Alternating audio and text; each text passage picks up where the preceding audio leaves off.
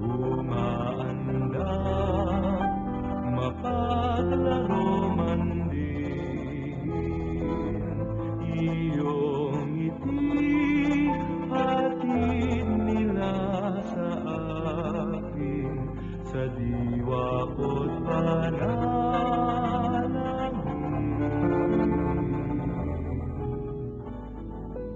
puso ko'y pahimlayin, inay,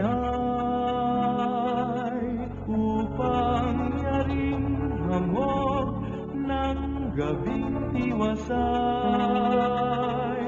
ay madama ko bilang damping halik ng iyong anak, ay hirap kong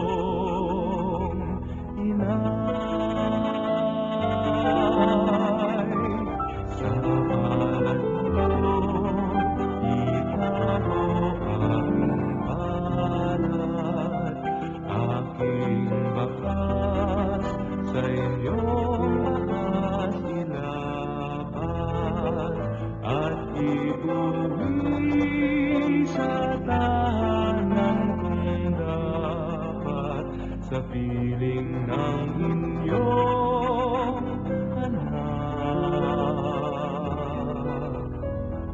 Puso ko'y pahimlayin, inay, upang yaring hamog ng gabing tiwasay, ay madama ko bilang damping halik ng iyong anak, ay irot kong inay. Puso ko'y pahimlayin, inay, upang yaring hamog ng gabing tiwasay, ay madama ko bilang damping halik ng iyong anak, ay irot ko, o ina kong mahal, ay irot kong inay.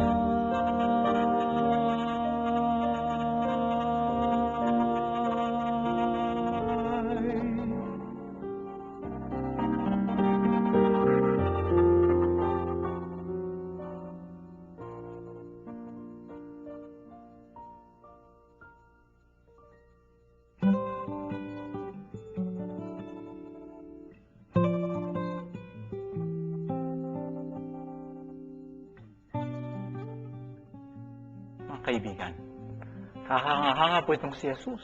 Nasa krus na siya, nagtatrabaho pa rin. Mamamatay na lang, nag-o-overtime pa. Buong buhay, pinili niyang makisalamuha sa mga makasalanan.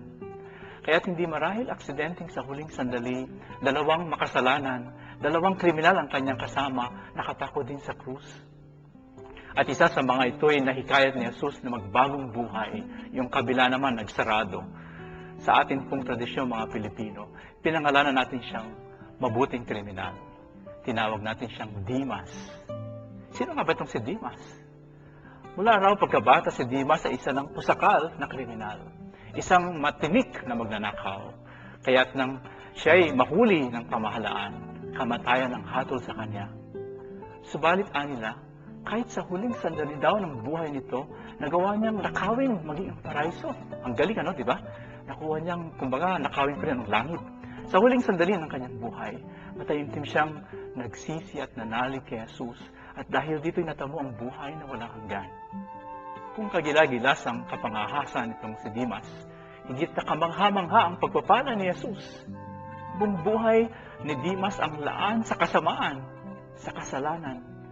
Subalit sa isang saglit, isang sandali ng pananampalataya, at ito'y burado kay Jesus. Hindi raw Santa Claus ang Diyos na nagbabantay kung sino ang mabuti at sino ang masama. Hindi siya accountant na nagbibilang sa ating mga kasalanan. Ang tanging mahalaga sa Kanya ay ang ngayon. at ang ating pananalig sa Kanya, ang ating pag-ibig sa Kanya. Kumbaga sinasabi natin, nag-aanyaya sa atin, magbubukas ka ba? Madalas nga mga kaibigan, binabagabag tayo ng ating konsyensya at ng pag-aalinlangan tungkol sa ating sarili. Pakiramdam natin ay hindi tayo karapat-dapat sa Diyos. Mga kaibigan, kailan nga ba natin maunawaan na walang kondisyon ang pag-ibig ng Diyos?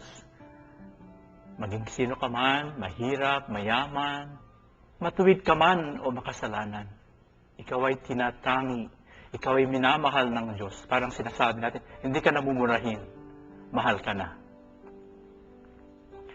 Kung mananalig lang tayo ng mataimtim at tatanggapin ang pag-ibig na iniaalay ng langit, ang paraiso, ang pangako niyang buhay na walang hanggan, ay naasa ating mga kamay.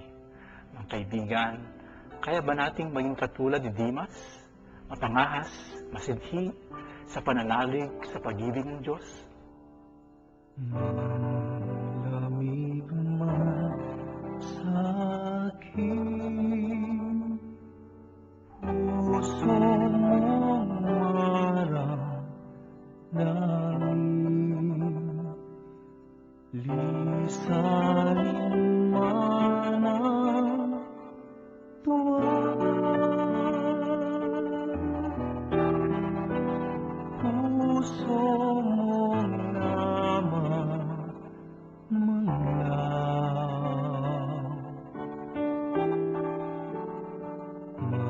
mamimig man sa takot, masindaking mong puso, magulap man sa lungkot, diwa mong mapag-imbog, kapiling mo akong laging naghihintay sa tanging tawag mo. Pag-ibig kong ito, isang pananabik sa puso ko, sa iyong pagbabalik sa piling kong puspos ng pagsuyo, manahimik at makinig ka, maging aking muli.